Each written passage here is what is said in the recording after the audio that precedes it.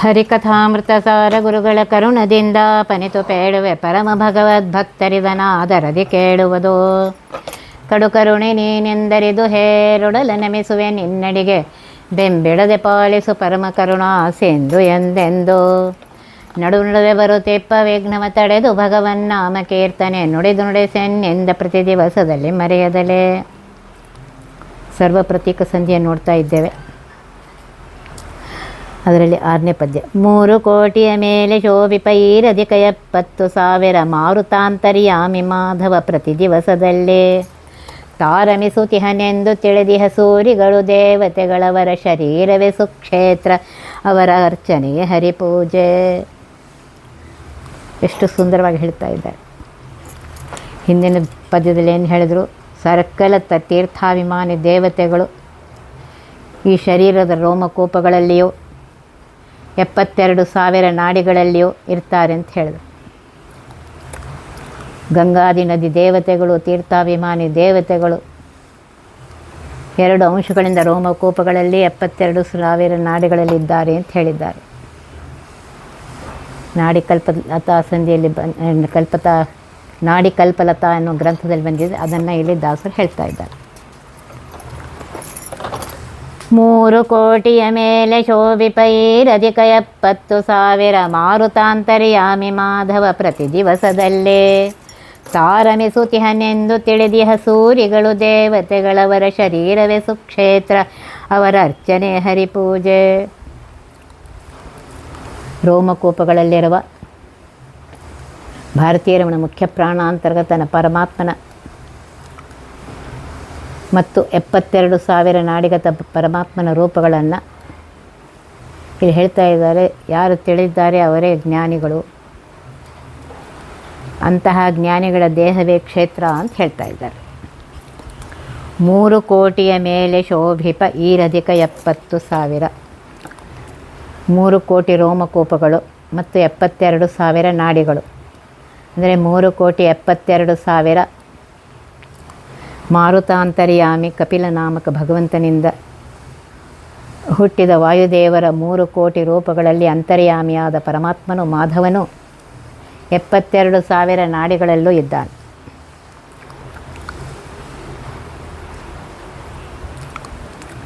ಮಾನಸ ಸ್ಮೃತಿಯಲ್ಲೂ ಬಂದಿದೆ. ದೇಹೇ ತ್ರಿಕೋಟ್ಯಧರೂಪ ರೋಮಕೂಪ ಭವಂತಿ ಹೀಂಕಾರ ನಾಮಕಸ್ತೇಷು ವ್ಯಾಪ್ತ ಪ್ರದ್ಯುಮ್ನಕೋ ಹರಿ ಸಾರ್ಧ ತ್ರಿಕೋಟಿ ತೀರ್ಥಾನಿ ರೋಮಕೂಪಸ್ಥಿತಾನಿ ಚ ತನ್ನಿಯಾಮಕ ರೂಪಾಣಿ ಚಿಂತನೀಯಾನಿ ಚಕ್ರಿಣಃ ಅಂತ ಹೇಳಿದ್ದಾರೆ ಮಾನಸ್ಮೃತಿಯಲ್ಲಿ. ಹೀಗೆ ಭಾರತೀಯ ರಮಣ ಮುಖ್ಯ ಪ್ರಾಣಾಂತರ್ಗತನಾಗಿರುವಂತಹ ಚಕ್ರಧಾರಿಯಾಗಿರುವಂತಹ ಪ್ರದ್ಯುಮ್ನನ ರೂಪಗಳನ್ನು ಚಿಂತಿಸಬೇಕೆಂದು ಉಪನಿಷತ್ತುಗಳಲ್ಲೂ ಬಂದಿದೆ.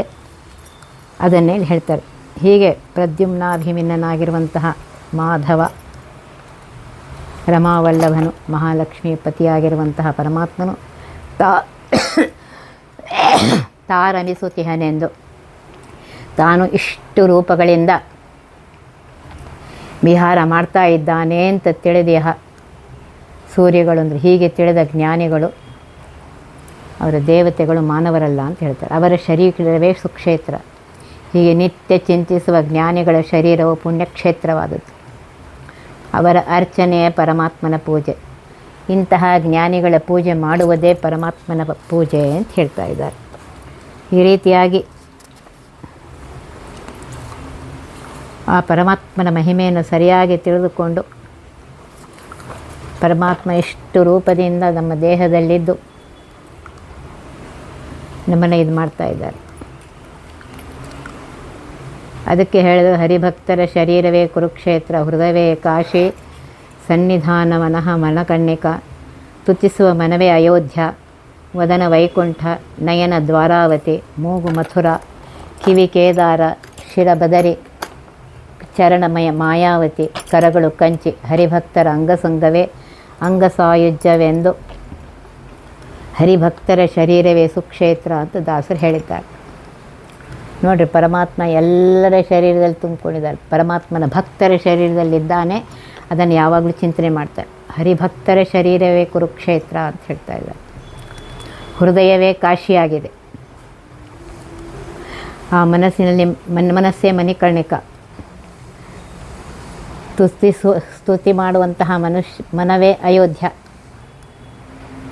ವದನ ವೈಕುಂಠ, ಕಣ್ಣುಗಳು ದ್ವಾರಾವತಿ, ಮೂಗು ಮಥುರ, ಕಿವಿ ಕೇದಾರ, ತಲೆ ಬದರಿ, ಕಾಲುಗಳು ಮಾಯಾವತಿ, ಕರಗಳು ಕಂಚಿ. ಹರಿಭಕ್ತರ ಅಂಗಸಂಗವೇ ಅಂಗಸಾಯುಜ್ಯವೆಂದು, ಹರಿಭಕ್ತರ ಶರೀರವೇ ಸುಕ್ಷೇತ್ರವೆಂದು ದಾಸರು ಹೇಳಿದ್ದಾರೆ. ಈ ರೀತಿಯಾಗಿ ಆ ಪರಮಾತ್ಮ ಶರೀರದಲ್ಲಿ ಸರ್ವತ್ರದಲ್ಲಿದ್ದಾನೆ ಅಂತ ಹೇಳಿದಾಗ ಆ ಶರೀರ ಇದಾಗುತ್ತೆ. ಈ ರೀತಿಯಾಗಿ ಚಿಂತಿಸಿ ಪೂಜಿಸಿದವರ ಭಗವಂತನಲ್ಲಿ ಇದನ್ನು ಪೂಜಿಸಿದವರ ಪೂಜೆಯನ್ನು ಅತ್ಯಲ್ಪವಾಗಿದ್ದರೂ ಅನಂತ ಮಡಿ ಮಾಡಿ ಪರಮಾತ್ಮ ಸ್ವೀಕರಿಸುತ್ತಾನೆ ಅಂತ ಹೇಳ್ತಾ ಇದ್ದಾರೆ. ಹೀಗೆ ಶ್ರದ್ಧಾಭಕ್ತಿಗಳಿಲ್ಲದ ಮಹಾಪೂಜೆಯೂ ಸಹ ಅತ್ಯಲ್ಪವೆಂದು ಉದಾಸೀನ ಮಾಡ್ತಾನೆ. ಆದ್ದರಿಂದ ಭಕ್ತಿಯಿಂದ ಪ್ರತಿ ಕ್ಷಣಕ್ಕೆ ಅವನನ್ನು ನೆನೆಸುತ್ತಾ ಆ ಪರಮಾತ್ಮನೇ ದೇಹದಲ್ಲಿಯೂ ಇದ್ದಾನೆ, ಆ ಪೂಜಾ ಸಾಮಗ್ರಿಗಳಲ್ಲಿಯೂ ಇದ್ದಾನೆ, ಶಾಲಿಗ್ರಾಮಾದಿಗಳಲ್ಲಿಯೂ ಇದ್ದಾನೆ, ಅವನೇ ಸರ್ವತ್ರದಲ್ಲಿದ್ದಾನೆ, ಅವನೇ ಇದನ್ನೆಲ್ಲ ಮಾಡಿಸ್ಕೊಳ್ತಾ ಇದ್ದಾನೆ, ಸ್ವೀಕರಿಸ್ತಾ ಇದ್ದಾನೆ ಅಂತ ತಿಳ್ಕೋಬೇಕು.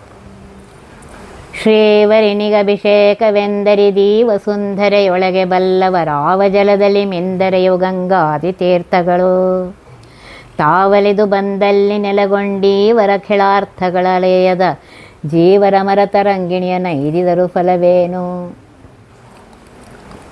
ಇದು ಹೇಳ್ತಾ ಇದೆ, ಜಲತೀರ್ಥಾಭಿಮಾನಿ ದೇವತೆಗಳ ಅಂತರಂಗದಲ್ಲಿರುವಂತಹ ಪರಮಾತ್ಮ ನಾಡ್ಯಂತರ್ಗತ ರೂಪಗಳಿಗೂ ಬಿಂಬರೂಪದಲ್ಲಿ ಏಕಭಾವವನ್ನು ಚಿಂತಿಸಿ ಲಕ್ಷ್ಮೀಪತಿಯಾಗಿರುವಂಥ ಪರಮಾತ್ಮನಿಗೆ ಬಿಂಬಗೆ ಅಭಿಷೇಕ ಅಂತ ಸ್ನಾನ ಮಾಡಿದರೆ ಮಹಾಫಲ ಅಂತ ಹೇಳ್ತಾ ಇದ್ದಾರೆ.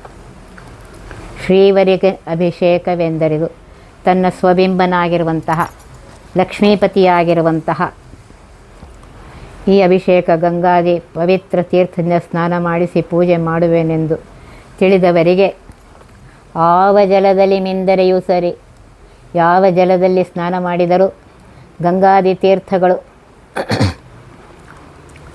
ಹರಿಪಾದೋದ್ಭವಳಾದ ಪವಿತ್ರ ಜಾಹ್ನವಿ ಭಾಗೀರಥ್ಯಾದಿ ತೀರ್ಥಾಭಿಮಾನಿ ದೇವತೆಗಳು ತಾವಲೆದು ಬಂದಲ್ಲಿ ಇಂತಹ ಸುಜ್ಞಾನದಿಂದ ಯುಕ್ತನಾಗಿ ಸ್ನಾನ ಮಾಡುವವರು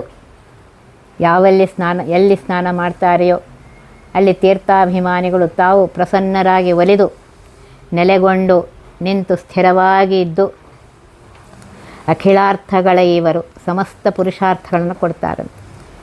ಈ ಮರಮ ಗುಟ್ಟು ಅರಿಯದ ಜೀವರು ಅಮರಂಗ ತರಂಗಿಣಿಯ ನೈದಿದರು ಫಲವೇನು. ಇದನ್ನು ತಿಳಿಯದೆ ದೇವಗಂಗೆಯನ್ನು ಹೋಗಿ ಕಾಶಿ, ಗಯಾ, ಪ್ರಯಾಗ, ಬದರಿ ಯಾತ್ರೆಗೆ ಹೋಗಿ ನಾವು ತೀರ್ಥಯಾತ್ರೆ ಮಾಡುವೆಂದು ಹೆಮ್ಮೆಯಿಂದ ಗಂಗಾದಿ ಪುಣ್ಯ ನದಿಗಳಲ್ಲಿ ಸ್ನಾನ ಮಾಡಿದರೂ ಫಲ ಬರುವುದಿಲ್ಲ ಅಂತ ಹೇಳ್ತಾ ಇದ್ದಾರೆ. ಗುರು ಗೋಪಾಲದಾಸರು ಒಂದು ಕಡೆ ಬರೆದಿದ್ದಾರೆ, ಸ್ನಾನ ಒಂದೇ ಸಾಲದೆ ಜಲದಭಿಮಾನಿ ದೇವರ ನರಿತು ಮೇಲಂತರ್ಗತ ಸಿರಿ ಲೋಲನ ಚಿಂತಿಸಿ ಮೂಲ ಕಾರಣ ಬಿಂಬನ ಅಭಿಷೇಕವೆಂದರೆ ಆವಾಗ ಕರ್ಮ ತಾರಕವಾಗುತ್ತೆ. ಆದ್ದರಿಂದ ಸರಿಯಾಗಿ ತಿಳಿದುಕೊಂಡು ಸ್ನಾನ ಮಾಡುವಾಗಲೂ ಸ್ವದೇಹದಲ್ಲಿರುವ ಪುರುಷರೂಪಿ ಬಿಂಬನಾಗಿರುವಂತಹ ಪರಮಾತ್ಮನಿಗೆ ಸ್ನಾನವೆಂದು ಅನುಸಂಧಾನದಿಂದ ಯಾವುದೇ ಜಲದಲ್ಲಿ ಸ್ನಾನ ಮಾಡಿದರೂ ಅಲ್ಲಿಗೆ ಗಂಗಾದಿ ಸಕಲ ತೀರ್ಥ ತಥಾಭಿಮಾನಿಗಳು ತಾವೇ ಒಲಿದು ಬರ್ತಾರೆ ಅಂತ ಹೇಳ್ತಾರೆ. ಮತ್ತು ಈ ದೇಹದಲ್ಲಿದ್ದುಕೊಂಡು ಅವರಿಗೆ ಅಖಿಲೇಷ್ಟಗಳನ್ನು ಪೂರ್ತಿ ಮಾಡ್ತಾರೆ. ಇದನ್ನು ತಿಳಿದೇ ಇರುವರು ಯಾವ ನದಿಯಲ್ಲೂ ಸ್ನಾನ ಮಾಡಿದರೆ ಫಲ ಬರೋದಿಲ್ಲ ಅಂತ ಹೇಳ್ತಾ ಇದ್ದಾರೆ. ಪ್ರತಿ ಕ್ಷಣಕ್ಕೆ, ಅದಕ್ಕೆ ಹೇಳೋದು, ಪ್ರತಿ ಕ್ಷಣಕ್ಕೆ ಅವನು ನೆನಪಿರಬೇಕು. ಕೂತಾಗ, ನಿಂತಾಗ, ಎದ್ದಾಗ, ಮಲಗಿದಾಗ, ಸ್ನಾನ ಮಾಡುವಾಗ, ಬಟ್ಟೆಯನ್ನು ತೊಡುವಾಗ, ಎಲ್ಲ ಸಮಯದಲ್ಲೂ ಪ್ರತಿ ಕ್ಷಣಕ್ಕೆ ಅವನ ನೆನಪಿರಬೇಕು. ಆಗ ಎಲ್ಲ ಕಾರ್ಯಗಳು ಸಫಲ ಆಗತ್ತೆ.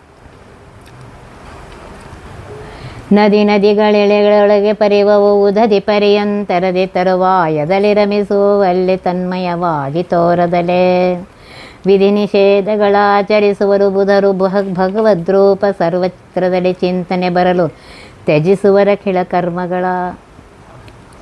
ಜ್ಞಾನಿಗಳು ಸತತವಾಗಿ ಭಗವಂತನ ಸ್ಮರಣೆಯಿಂದ ಕರ್ಮಗಳನ್ನು ಮಾಡ್ತಾ ಪರಮಾತ್ಮನಿಗೆ ಅರ್ಪಿಸುತ್ತಾ ಕರ್ಮ ಫಲರಾಹಿತ್ಯರಾಗಿ ಮಾಡ್ತಾರೆ ಅಂಥೇಳಿ ಈ ಪದ್ಯದಲ್ಲಿ ಹೇಳ್ತಾ ಇದ್ದಾರೆ. ನದ ವರುಣಾದಿ ಪುರುಷಾಭಿಮಾನಿ ನದಿಗಳು ಶೋಣ ಭದ್ರ ಮುಂತಾದ ಪಶ್ಚಿಮಕ್ಕೆ ಹರಿಯುತ್ತ ಸದ್ದು ಮಾಡದೆ ಉದದಿಗೆ ಸೇರುವವು ನದಗಳೆಂತಲೂ. ನದಿ ಸ್ತ್ರೀವಾಚಕ. ಗಂಗಾ ಗೋದಾವರಿ ಯಮುನಾ ಕೃಷ್ಣ ವೇಣ್ಯಾದಿ ಪೂರ್ವಕ್ಕೆ ಹರಿದು ಸಪ್ಪಳ ಮಾಡದೆ ಪೂರ್ವ ಸಮುದ್ರಕ್ಕೆ ಸೇರುವ ನದಿಗಳು. ಹೀಗೆ ಪಶ್ಚಿಮ ಪೂರ್ವಕ್ಕೆ ಹರಿಯುತ್ತಾ ಆಯಾ ಸಮುದ್ರಕ್ಕೆ ಸೇರುವ ಪರ್ಯಂತ ಬೇರೆ ಪ್ರವಾಹ ರೂಪವಾಗಿ ಹರಿಯುತ್ತವೆ. ನಂತರ ಸಮುದ್ರದಲ್ಲಿ ಸೇರಿದ ತರುವಾಯ ತನ್ಮಯವಾಗಿ ಅಲ್ಲೇ ರಮಿಸುವವು. ಆ ಸಮುದ್ರ ಉದಕದಲ್ಲಿ ಕೂಡದಿದ್ದರೂ ಅರಿಯದವರಿಗೆ ಸಮುದ್ರದೊಳಗೆ ಏಕಾಕಾರವಾಗಿವೆ, ಬೇರೆ ಇಲ್ಲವೆಂದು ತೋರುವುದು ಹೇಗೋ ಹಾಗೆ ವಿಧಿ ನಿಷೇಧ ಕರ್ಮಗಳು. ವಿಧಿ ಅಂದರೆ ತಪ್ಪದಲೇ ಮಾಡತಕ್ಕಂಥ ಸ್ನಾನಾದಿ ಪುಣ್ಯಕರ್ಮಗಳು. ನಿಷೇಧ ಅಂತಂದರೆ ಪಲಾಂಡು ಲಶುನಾದಿಗಳನ್ನು ಸುರಾಪಾನಾದಿಗಳನ್ನು ಬಿಡುವುದೆಂದು ಕಟ್ಟಾಜ್ಞೆ ಇರಲು ಕೆಲವು ಕಾಲ ನಿಷಿದ್ಧಗಳನ್ನು ಆಚರಿಸುವವರು ಸಾಮಾನ್ಯ ಜನರು. ಆದರೆ ಜ್ಞಾನಿಗಳಾದವರು ಸರ್ವಥಾ ನಿಷೇಧ ಕರ್ಮಗಳನ್ನು ಎಂದೂ ಯಾವ ಕಾಲಕ್ಕೂ ಆಚರಿಸುವುದಿಲ್ಲ. ಇಂತಹ ಜ್ಞಾನಿಗಳೆಂದರೆ ಬುಧರು. ಭಗವನ್ ಚಿಂತನೆ ರೂಪ ಬರಲು ಜ್ಞಾನಿಗಳಾದವರು ಸರ್ವಕರ್ಮಗಳು ಆಯಾ ಕರ್ಮಗಳು ಆಚರಿಸುವ ಆಯಾ ಭಗವತ್ ರೂಪಗಳನ್ನು ದಾರ್ಢ್ಯವಾಗಿ ನೆನೆದು ಚಿಂತಿಸಿ ಪರಮಾತ್ಮನ ರೂಪ ಸ್ಥಿರಗೊಳ್ಳಲು ತ್ಯಜಿಸುವರ ಕರ್ಮಗಳ ಸಮಸ್ತವಾದ ಕರ್ಮಫಲರಾಹಿತ್ಯರಾಗಿ ಪರಮಾತ್ಮನಿಗೆ ಅರ್ಪಿಸ್ತಾರೆ. ಅಖಿಳ ಕರ್ಮಗಳನ್ನು ತ್ಯಜಿಸುವರಿಂದ ಸಮಸ್ತ ಕರ್ಮಗಳನ್ನು ತಮ್ಮ ಅಧಿಕಾರಾನುಸಾರವಾಗಿ ಮಾಡಿದರೂ ಕರ್ಮಫಲ ತ್ಯಾಗ ಮಾಡ್ತಾರೆ ಅಂತ ಹೇಳ್ತಾ ಇದ್ದಾರೆ. ಕರ್ಮ ನಿರ್ಮುಕ್ತರು ಅಂದರೆ ಯಾವ ಕಾಲ ಯಾವ ಕರ್ಮಗಳಲ್ಲಿ ಭಗವಂತನ ಯಾವ ಸ್ಮರಣೆ ಮಾಡುವುದೆನ್ನುವುದನ್ನು ಬ್ರಹ್ಮಕಾಂಡ ಅಧ್ಯಾಯ 41ರಲ್ಲಿ ಹೇಳಿದಂತೆ ವಿಜಯದಾಸರ ನಾಮಸ್ಮರಣ ಪ್ರಕರಣ ಸುಡಾದಿಯಲ್ಲಿ ಬಂದಿದೆ, ಅಧ್ಯಾತ್ಮ ಮಾರ್ಗದಲ್ಲೂ ಬಂದಿದೆ ಅಂತ ಹೇಳ್ತಾ ಇದ್ದಾರೆ. ಅದನ್ನೆಲ್ಲ ಸರಿಯಾಗಿ ತಿಳಿದುಕೊಂಡು ಮಾಡು ಅಂತ ಹೇಳ್ತಾ ಇದ್ದಾರೆ. ಶೋಣ ಭದ್ರ ಮುಂತಾದವು ಪುರುಷ ನದಿಗಳು ಅಂತ ಅನಿಸ್ಕೊಳತ್ವೆ.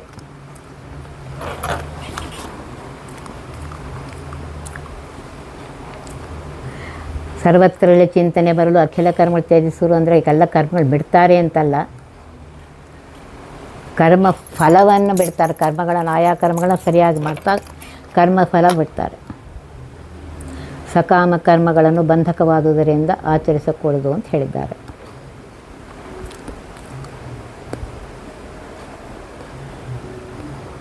ವಿಹಿತ ಕರ್ಮಾನುಷ್ಠಾನದಿಂದ ಶುದ್ಧ ಅಂತಃಕರಣವುಳ್ಳವರಿಗೆ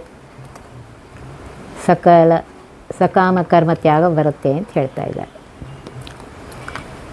ಒಟ್ಟು ಯಾವ ವರ್ಣದಲ್ಲಿದ್ದೇವೆ, ಯಾವ ಆಶ್ರಮದಲ್ಲಿದ್ದೇವೆ, ದೇಹ ಕಾಲಕ್ಕೆ ಅನುಸಾರವಾಗಿ ಆಯಾ ಕರ್ಮಗಳನ್ನು ಸರಿಯಾಗಿ ತಿಳಿದುಕೊಂಡು ಆಯಾ ಕರ್ಮಗಳನ್ನು ಮಾಡುತ್ತಾ ಪ್ರತಿ ಕ್ಷಣಕ್ಕೆ ಅವನನ್ನು ಸ್ಮರಣೆ ಮಾಡುತ್ತಾ, ನೀನೇ ನಿಂತು ನನ್ನಲ್ಲಿ ನಿಂತು ಮಾಡಿಸ್ತಾ ಇದೆಯಪ್ಪ, ನಿನ್ನಿಂದಲೇ ಆಗ್ತಾ ಇದೆ, ಆ ಕರ್ಮದ ಫಲವು ನಿನಗೆ ಅಂತ ಹೇಳಬೇಕು. ಕಲಿಯ ಮೊದಲಾದ ಕೆಳದಾನವರೊಳಗೆ ಬ್ರಹ್ಮಭವಾದಿ ದೇವರ್ಗಳು ನಿಯಾಮಕರಾಗಿ ಹರಿಯ ಅಗ್ನಿಯಲ್ಲಿ ಅವರವರ ಕಲುಷ ಕರ್ಮವ ಮಾಡಿಸಿ ಜಲರು ಹೇ ಕ್ಷಣಗರ್ಪಿಸುತ್ತ ನಿಶ್ಚಲ ಸುಭಕ್ತಿ ಜ್ಞಾನಪೂರ್ ಸುಖಿಪರವರೊಳಗೆ.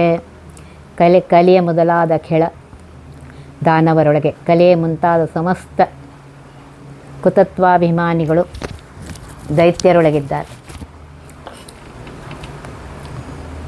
ಶ್ರೀಹರಿಯ ಆಜ್ಞೆಯಿಂದ ಸಕಲ ಬ್ರಹ್ಮಾದಿ ದೇವರ್ಗಳು, ಬ್ರಹ್ಮರುದ್ರರೇ ಮೊದಲಾಗಿರುವಂಥ ಸಮಸ್ತ ತತ್ವಾಭಿಮಾನಿ ದೇವತೆಗಳು ನಿಯಾಮಕರಾಗಿ, ಆಜ್ಞೆ ಮಾಡುವವರಾಗಿ, ಸಂಚಾಲಕ ಪ್ರೇರಕರಾಗಿ, ಸಂಪ್ರೇರಕರಾಗಿ ಅವರವರ ಆಯಾ ತತ್ವಗಳ ಅಹಂಕಾರ ತತ್ವ ಮೊದಲುಗೊಂಡು ಪೃಥ್ವಿ ತತ್ವವರೆಗೆ ಕಲಿವ್ಯಾಪ್ತಿ ಅವರು ಏನೇನು ಕೆಟ್ಟ ಕರ್ಮ ಮಾಡಬೇಕೋ ಆ ಕಲುಷ ಕರ್ಮವ ದೋಷಯುಕ್ತವಾದ ಪಾಪಕರ್ಮಗಳನ್ನು ತಾವು ಭಗವಂತನಿಂದ ಪ್ರೇರಿತರಾಗಿ ಮಾಡಿ ಆ ದೈತ್ಯಾದಿಗಳಿಗೆ ಪ್ರೇರಿಸಿ ಮಾಡಿಸುತ್ತಾ ಜಲರುಹೆ ಕ್ಷಣಗೆ ಅರ್ಪಿಸುತ್ತಾ ಕಮಲಪತ್ರ ನೇತ್ರನಾದ ಕರುಣಾದೃಷ್ಟಿಯುಳ್ಳಂತಹ ಪರಮಾತ್ಮನಿಗೆ ಅರ್ಪಿಸುತ್ತಾ ನಿಶ್ಚಲ ದೃಢವಾದ ಭಕ್ತಿ ಜ್ಞಾನಾದಿಗಳಿಂದ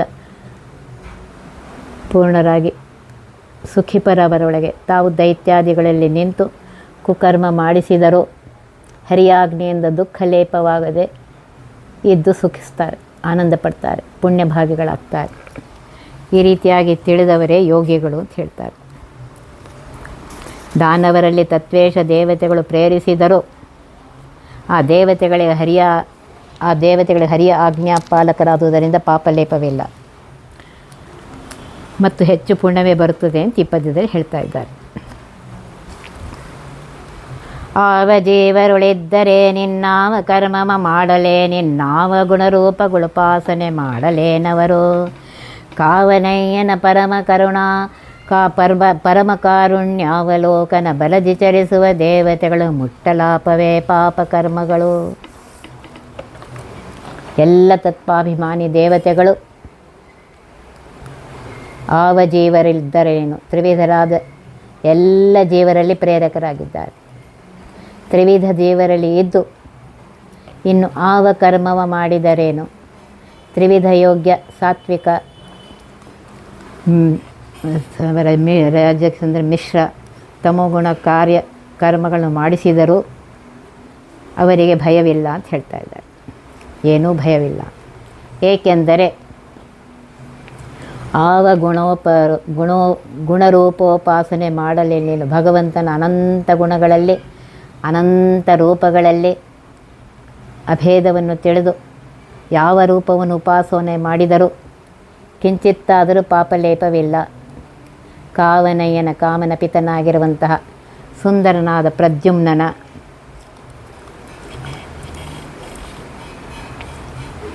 ಇಲ್ಲಿ ಕಾಮನಯ್ಯ ಎಂಬ ಕಾಮ ಪರಮಾತ್ಮನ ಆಜ್ಞೆಯಿಂದ ಜೀವರನ್ನು ಕಾಮಬಾಣದಿಂದ ಮೋಹಿತರನ್ನಾಗಿ ಪಾಪಕೃತ್ಯಗಳನ್ನು ಮಾಡಿಸಿದರು.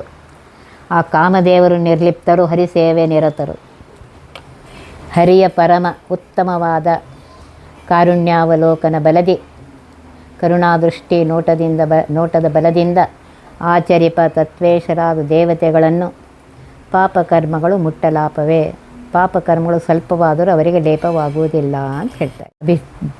ರೀತಿಯಾಗಿ ಪರಮಾತ್ಮ ಸರ್ವತಂತ್ರ ಸ್ವತಂತ್ರನಾಗಿರುವಂತಹ ಪರಮಾತ್ಮ ಆಯಾ ತತ್ವಾಭಿಮಾನಿ ದೇವತೆಗಳ ಅಂತರ್ಗತನಾಗಿದ್ದು ಆಯಾ ಜೀವಿಗಳ ಕರ್ಮಕ್ಕನುಸಾರವಾಗಿ ತ್ರಿವಿಧ ಯೋಗ ಜೀವರಲ್ಲಿದ್ದು ಕರ್ಮಕ್ಕನುಸಾರವಾಗಿ ಕರ್ಮಗಳನ್ನು ಮಾಡಿಸ್ತಾ ಇರ್ತಾನೆ. ಸರ್ವತಂತ್ರ ಸ್ವತಂತ್ರನಾದ್ದರಿಂದ ಪರಮಾತ್ಮನ ಪ್ರೀತಿಯನ್ನು ಪಡೆಯುವುದಕ್ಕಾಗಿ ಅವನಿಂದ ಕರುಣಾವಲೋಕನಿಂದ ಪ್ರೇರಿತರಾಗಿ ದೈತ್ಯ ಶರೀರದಲ್ಲಿ ಪಾಪಕರ್ಮ ಮಾಡಿಸಿದರೂ ದೇವತೆಗಳಿಗೆ ಪಾಪಕರ್ಮಗಳ ದುಃಖ ಭೋಗಕ್ಕೆ ಕಾರಣವಾಗೋದಿಲ್ಲ ಅಂತ ಹೇಳ್ತಾರೆ. ಅವರು ಇನ್ನೂ ಅಧಿಕವಾದ ಪುಣ್ಯದಿಂದಲೇ ಮುಕ್ತರಾಗಿ ಸುಖ ಭೋಗವನ್ನು ಅನುಭವಿಸ್ತಾರೆ ಅಂತ ಹೇಳ್ತಾ ಇದ್ದಾರೆ. ದೇವತೆಗಳು ತತ್ವಾಭಿಮಾನಿ ದೇವತೆಗಳು ತ್ರಿವಿಧ ಜೀವರಲ್ಲಿದ್ದಾರೆ. ತ್ರಿವಿಧ ಜೀವರವರ ಯೋಗ್ಯತೆಗಳು ಅವರ ಕರ್ಮಕ್ಕನುಸಾರವಾಗಿ ಅವರಿಂದ ಕರ್ಮಗಳನ್ನು ಮಾಡಿಸ್ತಾರೆ. ಆ ಫಲ ಆ ಜೀವಕ್ಕೆ ಹೊರತು ಆ ದೇವತೆಗಳಿಗೆ ಅದಲ್ಲ ಅಂತ ಹೇಳ್ತಾ ಇದ್ದಾರೆ. ಪತಿಯೊಡನೆ ಮನ ಬಂದ ತೆರದಲ್ಲಿ ಪ್ರತಿ ದಿವಸದಲ್ಲಿ ರಮಿಸಿ ಮೋದಿಸಿ ಸುತರ ಪಡೆದಿಡೆ ಎಳು ಜಿತೇಂದ್ರಿಯಳೆಂದು ಕರೆಸುವಳು. ಕೃತಿಪತಿ ಕಥಾಮೃತ ಸುಭೋಜನರತ ಮಹಾತ್ಮರಿಗಿತರ ದೋಷ ಪ್ರತತಿಗಳು ಸಂಬಂಧಿಸುವೇನ ಅಚ್ಯುತನ ದಾಸರಿಗೆ. ಪತಿವ್ರತೆಯಾದ ಸತಿಯು ಪತ್ನಿಯು ಪತಿಯೊಡನೆ ತನ್ನ ಸ್ವಪತಿಯಾದ ಗಂಡನ ಜೊತೆಗೆ ಮನಬಂದ ತೆರದಲ್ಲಿ ಮನಸ್ಸಿಗೆ ಬಂದಂತೆ ಪ್ರತಿ ದಿವಸದಲ್ಲಿ ರಮಿಸಿ ಮೋದಿಸಿ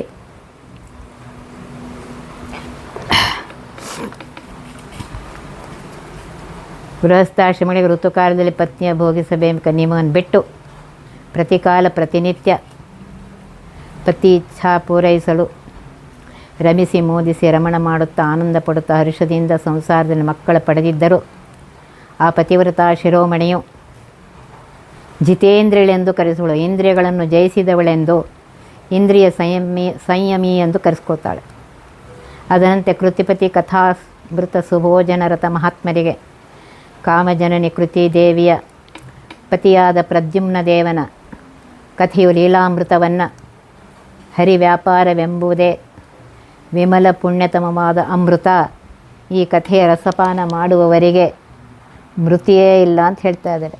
ಅಥವಾ ಅಮೃತ ಮೋಕ್ಷಕ್ಕೆ ನಾಮ ಹರಿಕಥಾಮೃತ ಪಾನ ಮಾಡುವ ಮಹಾತ್ಮರಿಗೆ ಇತರ ಕ್ಷುದ್ರವಾದ ಮತ್ತು ಪಂಚಮಹಾಪಾತಕ ದೋಷ ಪ್ರತೀತಿಗಳು ಪಾಪ ಸಮೂಹಗಳು ಅಚ್ಯುತನ ದಾಸರಿಗೆ ಸಂಬಂಧಿಸಿವೆ. ಸಂತತ ಅಗಲದೆ ಚ್ಯುತವಾಗದೇ ಇದ್ದ ಬೆಂಬರೂಪಿಯಾಗಿರುವಂತಹ ಪರಮಾತ್ಮನ ಹರಿಯ ಅಧೀನ ಆಗಿರುವ ದಾಸರಿಗೆ ಯಾವ ಪಾಪ ಸಂಬಂಧವೂ ಇಲ್ಲ ಅಂತ ಹೇಳ್ತಾ ಇದ್ದಾರೆ. ಯಾವಾಗಲೂ ಆ ಪರಮಾತ್ಮನ ಸ್ಮರಣೆ ಇರಬೇಕು ಅಂತ ಹೇಳ್ತಾ ಇದ್ದಾರೆ. ಸೂಸಿಬಹ ನದಿಯೊಳಗೆ ತನ್ನ ಸಾಹಸ ತೋರುವೆನೆನುತ ಜಲಕೈದಿ ಕೈ ಸೋತು ಮುಳುಗುವ ಹರಿಯ ಬೆಟ್ಟವನು, ಕ್ಲೇಶವೈದುವನಾದಿಯಲ್ಲಿ ಸರ್ವೇಶ ಕ್ಲುಪ್ತಿಯ ಮಾಡಿದುದ ಬೆಟ್ಟ ಆಶೆಯಿಂದಲಿ ಆರಾಧಿಸುವ ಮಾನವನು. ಇಲ್ಲಿಯವರೆಗೆ ಬಿಂಬೋಪಾಸನೆ ದ್ವಾರ ಸರ್ವಕರ್ಮ ಸಮರ್ಪಣೆ ಮಾಡುವ ತತ್ವಾಭಿಮಾನಿ ದೇವತೆಗಳ ಲಕ್ಷಣವನ್ನು ತಿಳಿದ ಯೋಗಿಗಳ ಲಕ್ಷಣವನ್ನು ಹೇಳಿ ಈ ಪದ್ಯವನ್ನು ಆರಂಭಿಸಿ ಮುಂದಿನ 6 ಪದ್ಯಗಳಿಂದ ಪರಮಾತ್ಮನ ಸರ್ವಕರ್ತೃತ್ವ ತಿಳಿಯದೆ ಅಹಂ ಕರ್ತೃತ್ವ ಎಂಬ ಭಾವಿಸುವ ಕಲ್ಯಾದಿ ತಮೋಯೋಗ್ಯರು ಕುಯೋಗಿಗಳ ಲಕ್ಷಣ, ಅವರಿಗಾಗುವ ಗತಿ, ಅವುಗಳ ದೃಷ್ಟಾಂತವನ್ನು ಕೊಡ್ತಾ ಇದ್ದಾರೆ. ಹೇಗೆ ಸೂಸಿಬಹ ನದಿಯೊಳಗೆ, ನದಿಯು ವರ್ಷಾಕಾಲದಲ್ಲಿ 2 ತಟ ದಡಗಳಿಂದ ತುಂಬಿ ಹರಿತಾ ಇರ್ತದೆ. ನೌಕೆ ಹರಿಗೋಲು ಇದ್ದರೂ ಇದು ಎಷ್ಟೇ ಪ್ರವಾಹ ದಾಟುವುದು, ಭವಾಂಬುದಿಯ ದಾಟಿಸುವ ಅಂಬಿಗನಾದ ಬಿಂಬರೂಪಿ ಹರಿಯಿದ್ದರೂ ಮರೆತು, ಏನಾಶ್ಚರ್ಯ ನನ್ನ ದೇಹ ಬಲ ನೋಡಿ, ಸಾಹಸ ನೋಡಿ, ನಾವೇ ಆತಕ್ಕೆಂದು ಹರಿಯುವ ಪ್ರವಾಹ ಮಾರ್ಗವನ್ನು ಬಿಟ್ಟು ತುಂಬಿ ಬರುವ ನದಿಯ ಪ್ರವಾಹಕ್ಕೆ ಜಲಕ್ಕೆ ಎದುರು ಈಸಿದರೆ, ಅಂದರೆ ಎದುರಾಗಿ ಈಸಿದರೆ ಸ್ವಲ್ಪ ಕಾಲದಲ್ಲೇ ಅಹಮ್ಮತಿ ವಿಶಿಷ್ಟನಾಗಿರುವಂತಹ ಜೀವನ ಈಜುತ್ತಾ ಕೈಸೋತು ಜಲದಿ ಮುಳುಗಿಯೇ ಬಿಡ್ತಾನೆ. ಹೇಗೋ ಹಾಗೆಯೇ ಹರಿಯ ಬಿಟ್ಟವನು ಭೀಮನಾದ ಪರಮಾತ್ಮನನ್ನು ಮರೆತು ಧ್ಯಾನೋಪಾಸನೆಗಳನ್ನು ಅರಿಯದೆ ಸದ್ಗುರುಗಳ ಸಂಗವಾಗದೆ ನೀರ ಹರಿಯನ್ನು ಬಿಟ್ಟವನಂತೆ ಕ್ಲೇಶವೈದುವ ನಾನಾ ಥರದ ಯೋನಿಗಳಲ್ಲಿ ಹುಟ್ಟಿ ಬರ್ತಾನೆ, ಬಂದು ದುಃಖ ಅನುಭವಿಸ್ತಾನೆ. ಹೀಗೆ ಬಿಂಬನಾಗಿರುವಂತಹ ಪರಮಾತ್ಮನನ್ನು ಭಜಿಸದೆ ಸರ್ವೇಶನಾದ ಪರಮಾತ್ಮನು ಜೀವರ ಯೋಗ್ಯತೆಯನ್ನು ಅನುಸರಿಸಿ ಏನೇನು ಕರ್ಮ ಯಾವ್ಯಾವ ಜನ್ಮದಲ್ಲಿ ಅನುಭವಿಸಬೇಕೋ ಇದರ ಕ್ಲುಪ್ತಿ ಗೊತ್ತು ಮಾಡಿದ ನಿಶ್ಚಲವಾದ ನಿಯಮವನ್ನರಿಯದೆ ಆಸೆ, ದುರಾಶೆ, ಕೆಟ್ಟ ಆಶೆಯಿಂದ ಅನ್ಯರಾಧಿಸುವ ಮಾನವನು ಪರಮಾತ್ಮನನ್ನು ಬಿಟ್ಟು, ಸರ್ವೋತ್ತಮನಾಗಿರುವಂತಹ ಪರಮಾತ್ಮನ ಬಿಟ್ಟು ಬೇರೆ ದೇವತೆಗಳನ್ನ ಆಚರಿಸ್ತಾನೆ. ಅವರೇ ಶ್ರೇಷ್ಠರು ಅಂಥೇಳಿ ಅದರಿಂದ ದುಃಖ ಪಡ್ತಾನೆ ಹೊರತು ಸುಖ ಸಿಕ್ಕೋದಿಲ್ಲ.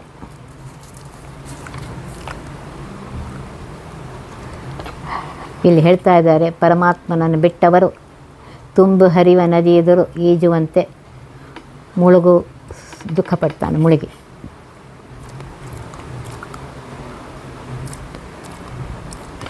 ಆದ್ದರಿಂದ ಪರಮಾತ್ಮನನ್ನು ಮರೆಯಬೇಡ್ರಿ. ಯಾವಾಗಲೂ ಆ ಪರಮಾತ್ಮನ ಸ್ಮರಣೆ ಮಾಡಿರಿ. ಆ ಪರಮಾತ್ಮನೇ ಸರ್ವತ್ರದಲ್ಲಿದ್ದಾನೆ, ಅವನೇ ನನ್ನಲ್ಲೂ ಇದ್ದಾನೆ, ನನ್ನ ದೇಹದಲ್ಲೂ ಇದ್ದಾನೆ ಅಂತ ಹೇಳಿ ಅವನನ್ನು ಸ್ಮರಣೆ ಯಾವಾಗಲೂ ಮಾಡ್ತಾ ಇರಬೇಕು. ನಾನು ನನ್ನದು ಎಂಬ ಜಡಮತಿ ಮಾನವನು ದಿನದಿ ಮಾಡುವ ಸ್ನಾನ ಜಪ ದೇವಾರ್ಚನೆ ಮೊದಲಾದ ಕರ್ಮಗಳ ದಾನವರು ಸೆಳೆದೈವರಲ್ಲದೆ ಶ್ರೀನಿವಾಸನು ಸ್ವೀಕರಿಸ ಮದ್ದಾನೆ ಪಕ್ವ ಕಪಿತ್ಥ ಫಲ ಭಕ್ಷಿಸಿದವೋಲಹುದು. ನಾನು, ಈ ದೇಹವೇ ನಾನು, ದೇಹ ಜಡ, ಜೀವಚೇತನನು, ಇದರಲ್ಲಿ ಭೇದವನ್ನು ತಿಳಿಯದೆ ನಾನೆಂಬ ಅಹಂಕಾರದಿಂದ ಯುಕ್ತನಾದವನು, ನನ್ನದು, ಈ ದೇಹ ನನ್ನದು, ಮನೆ ಮಾರು ಎಲ್ಲ ನನ್ನದು, ಧನ ಕನಕಾದಿಗಳು ನನ್ನದು ಎಂಬ ಜಡಭೇದವನ್ನರಿಯದ ದುರ್ಮತಿಯಾದವನು,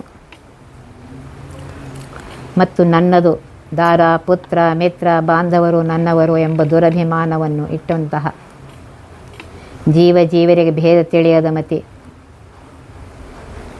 ಮಾನವನು ಮರ್ತ್ಯಾಧಮನು ಅಂತ ಹೇಳ್ತಾ ಇದ್ದಾರೆ.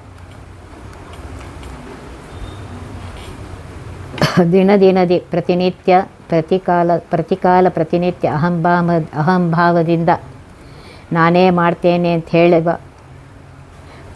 ಮಾಡುವೆನೆಂದು ಮಾಡುವ ಸ್ನಾನ, ಜಪ, ದೇವತಾರ್ಚನೆ ಮೊದಲಾದ ಕರ್ಮಗಳು ಇವೆಲ್ಲವೂ ಪುಣ್ಯಕರ್ಮಗಳಾದರೂ ಇವನ ಪುಣ್ಯಕರ್ಮಗಳು ದೇವಾದಿಗಳ ಪ್ರೇರಣೆಯಿಂದ ದಾನವರು ಸೆಳೆವರಲ್ಲದೆ ದೈತ್ಯಾದಿಗಳು ಅಪಹರಿಸಿಕೊಂಡು ಹೋಗ್ತಾರೆ. ಶ್ರೀನಿವಾಸನು ಸ್ವೀಕರಿಸ ಲಕ್ಷ್ಮೀಪತಿಯಾಗಿರುವಂತಹ ಪರಮಾತ್ಮ ಸ್ವೀಕರಿಸೋದಿಲ್ಲ ಅದನ್ನು. ಹೇಗೆಂದರೆ ಮದ್ದಾನೆ ಪಕ್ವ ಕಪಿತ್ತ ಫಲ ಭಕ್ಷಿಸಬಹುಬಹುದು. ಬೇಲದ ಕಾಯಿ ಪಕ್ವವಾಗಲು ಅದರಲ್ಲಿ ಒಂದು ಥರದ ಹುಳ ಆಗುತ್ತೆ. ಒಳಗಿಂದೊಳಗೆ ಆ ಪಕ್ವ ಕಪಿತ್ತವನ ಎಲ್ಲ ಹಣ್ಣನ್ನು ತಿಂದಿರುತ್ತೆ. ಇದಕ್ಕೆ ಮದ್ದಾನೆ ಅಂತ ಹುಳದ ಹೆಸರು. ಅದು ಮೇಲೆ ನೋಡಲು ಚೆನ್ನಾಗಿದ್ದರೂ ಒಳಗೆ ಹಣ್ಣಿನ ಸಾರವೇ ಇಲ್ಲದಾಗಿ ಹೇಗೆ ಭಕ್ಷಿಸಲಿಕ್ಕೆ ಉಪಯೋಗವಿಲ್ಲವೋ ಅದರಂತೆ ನಾನು ನನ್ನದೆಂಬ ದುರಭಿಮಾನದಿಂದ ಮಾಡಿದ ಪುಣ್ಯಕರ್ಮವಾದರೂ ಅದು ವ್ಯರ್ಥ ಅಂತ ಹೇಳ್ತಾ ಇದ್ದಾರೆ.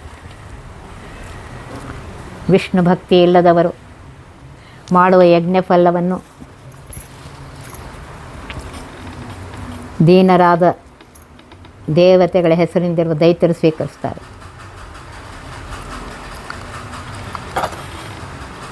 ದೈತ್ಯರಿಗೆ ದೀನರಾದುದರಿಂದ ದೇವ ಎಂಬ ಸಂಜ್ಞೆಯಾಗಿರುತ್ತದೆ. ಆಯಾ ದೇವತೆಗಳ ಹೆಸರು ಅವರಿಗೆ ಬಂದಿರುತ್ತದೆ. ಆ ಪ್ರಮಾಣ ಇರುವುದರಿಂದ ವೈಷ್ಣವರು ಆಯಾ ದೇವತೆಗಳ ಹೆಸರಿನಿಂದ ಆಹುತಿಯನ್ನಿತ್ತರು ಆ ಹೆಸರಿನ ದೈತ್ಯರು ಅವುಗಳನ್ನು ಸ್ವೀಕಾರ ಮಾಡ್ತಾರೆ, ಸ್ವೀಕರಿಸಿ ವಿಫಲಗೊಳಿಸ್ತಾರೆ ಅಂತ ಹೇಳ್ತಾರೆ. ನಾನು ನನ್ನದು ಎಂಬ ಅಹಂಕಾರದಿಂದ ಮಾಡಿದ ಮನುಷ್ಯ ಕರ್ಮವು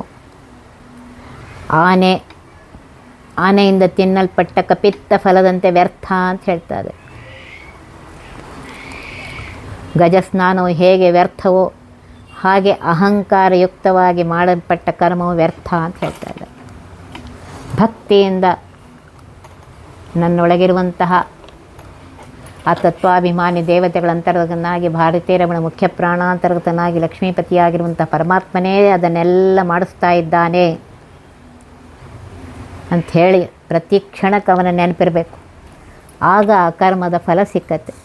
ಇಲ್ಲದೇ ಇದ್ದರೆ ಆ ಕರ್ಮದ ಫಲ ಸಿಕ್ಕೋದಿಲ್ಲ ಅಂತ ಹೇಳ್ತಾ ಇದ್ದೆ.